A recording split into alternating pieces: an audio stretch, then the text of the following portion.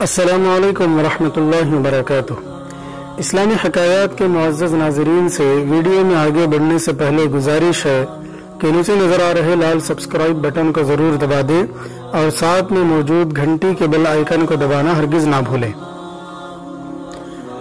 आज हम जिन्नात के सच्चे वाक़यात के मुतालिक बात करने जा रहे हैं और जिन्नात किन लोगों को तंग करते हैं उसके मुतालिक बात करने वाले हैं। जाली आमिलों ने अपनी दुकानदारियां चमकाने के लिए जिन्नात के हाथों पहुंचने वाले नुकसानात की फर्जी दास्तानी और खौफनाक किस्से मशहूर कर रखे हैं।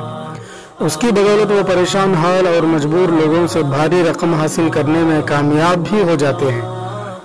हकीकत यह है कि जिन्नात बिला वजह किसी को तंग नहीं करते। अमलियात के मैदान में साल साल के ज़ाती तजुर्बात की रोशनी में मैं इस नतीजे पर पहुंचा हूं कि सिर्फ 4 ऐसी वजूहात हैं जिसकी बिना पर जिन्नात इंसानों को परेशान या नुकसान पहुंचाने की कोशिश करते हैं। पहली किस्म उन लोगों की है जो अमलियात और वज़ाइफ के जरिए जिन्नात को तस्खीर करने की कोशिश करते हैं, यानी जिन्नात को अपना गुलाम बनाने की कोशिश करते हैं। अक्सर नातजुर्बेकारी की बिना पर जब वो अमल उलट जाता है या मुकम्मल नहीं होता तो जिन्नात उस आमिल पर हावी हो जाते हैं और उस आमिल को मुख्तलिफ तरीक़ों से तकलीफ़ें पहुंचाते रहते हैं। जिन्नात के साये के असर का शिकार होने वालों की दूसरी किस्म उन लोगों की है जिनके हाथों गैर शऊरी तौर पर गलती से जिन्नात को नुकसान पहुंच जाता है और उस शख्स को उसकी खबर भी नहीं होती, लेकिन जिन्नात इंतकामी कार्रवाई पर उतर आते हैं और मुख्तलिफ तरीक़ों से तंग करते रहते हैं।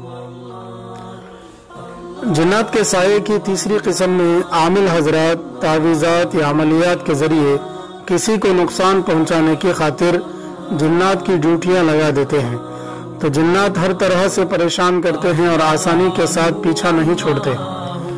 चौथी और आखिरी किस्म की नौइयत जरा मुख्तलिफ है। उसकी ज्यादातर शिकार सिर्फ औरतें होती हैं। आम तौर पर जिन्नात किसी खूबसूरत औरत पर उसके हुस्न की बदौलत मुसल्लत हो जाते हैं, लेकिन उन्हें नुकसान नहीं पहुंचाते। अगर उन्हें निकालने की कोशिश की जाए तो सख्त मुज़ाहमत करते हैं। वीडियो के अगले हिस्से में जिन्नात के साये की हकीकत, अलामत और उसके इलाज का तफसील से जिक्र आएगा। आज से 25 साल पहले का वाक़या है कि मेरे घर से कुछ फासले पर आर्मी कैंपनिंग ग्राउंड थी। वहाँ चूंकि आबादी का नामो निशान नहीं था, इसलिए बहुत कम ही लोग उस रास्ते को इस्तेमाल करते। एक दिन मैं अपने घर के नीचे खिरात पर बैठा काम कर रहा था। एक लड़का जिसकी उम्र तकरीबन 14 साल थी जमीन पर बेहोशी की हालत में गिरा हुआ था और थर-थर कांप रहा था। उसकी माँ उसके करीब बैठी रो रही थी और उसे समझ नहीं आ रही थी कि क्या करे। बहुत से लोग तमाशा देखने के लिए इर्द गिर्द इकट्ठे हो गए। कोई उसे जूता सुंघा रहा था, शायद इसे मिर्गी का दौरा पड़ गया है, और कोई कुछ कह रहा था। हर शख्स अपनी समझ के मुताबिक मशवरों से नवाज रहा था। मैंने अपने अमलियात के जरिए वो मंजर देख लिया जो वहाँ मौजूद आम लोगों की नज़र से पोशीदा था। एक सिख जिन ने उस लड़के को दाएं हाथ के अंगूठे से पकड़ रखा था। इस अचानक तकलीफ के बायस लड़का हवास बाख्ता होकर तड़प रहा था। उसी दौरान करीबी हाई स्कूल में छुट्टी हो गई और तमाशाइयों की तादाद में मजीद इजाफा हो गया। मैंने तमाम लोगों को समझाकर उस लड़के से 10-10 फुट दूर कर दिया।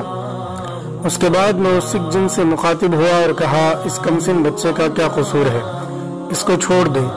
तो वो कहने लगा कि मैं यहाँ दरख्त के नीचे बैठा खाना खा रहा था तो इस लड़के ने उसमें पेशाब कर दिया, इसलिए मैं इसे सजा दे रहा हूँ।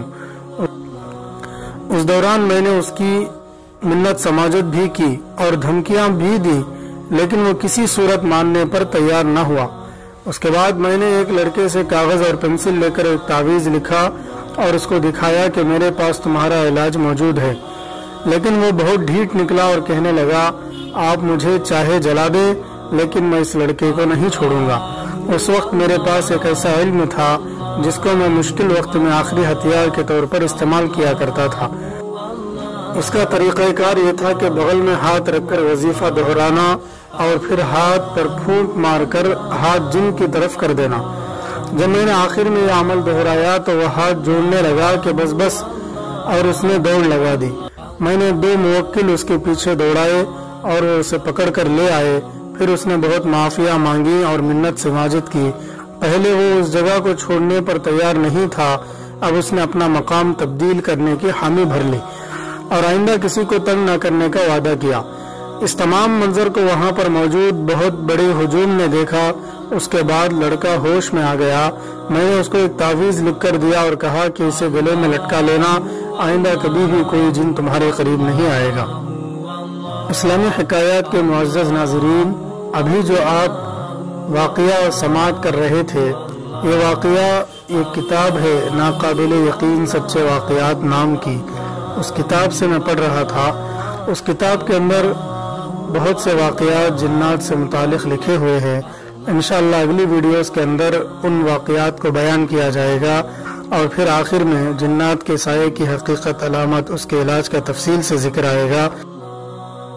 اسلامی حکایات کے معزز ناظرین سے گزشتہ ویڈیو میں ہم نے یہ سوال کیا تھا کہ آن حضرت صلی اللہ علیہ وسلم کے پہننے کے کپڑوں کی تعداد کتنی تھی اور وہ کس کس چیز کے تھے۔ اس سوال کا جواب یہ ہے کہ آپ صلی اللہ علیہ وسلم کے لباس میں کرتا، لنگی، امامہ، چادر ہوتے تھے، جس میں کرتا سوتی ہوتا تھا جس کی آستین چھوٹی تھی۔ ویسے آپ صلی اللہ علیہ وسلم نے اون اور کتان بھی پہنا ہے، مگر زیادہ تر سوتی استعمال کرتے تھے، اور آپ صلی اللہ علیہ وسلم کے پاس 2 سبز چادریں تھیں اور 2 کھیس، ایک سرخ ایک سیاہ دھاری والی، ایک کمبل اور ایک تکیہ جس میں پوست خرما بھری ہوئی تھی۔ اس ویڈیو میں سوال کیا جاتا ہے کہ آپ صلی اللہ علیہ وسلم کی تہبند کی لمبائی اور چوڑائی کتنی تھی۔ اس سوال کا جواب انشاءاللہ اگلی ویڈیو میں دیا جائے گا، لیکن ناظرین میں سے اگر کوئی اس سوال کا جواب جانتے ہوں تو وہ کامنٹ سیکشن کے اندر ضرور بتا دے، تاکہ جو احباب اس سوال کے جواب کا انتظار کر رہے ہیں ان کا انتظار ختم ہو سکے۔ ملتے ہیں انشاءاللہ اگلی ویڈیو میں۔ السلام علیکم ورحمۃ اللہ وبرکاتہ۔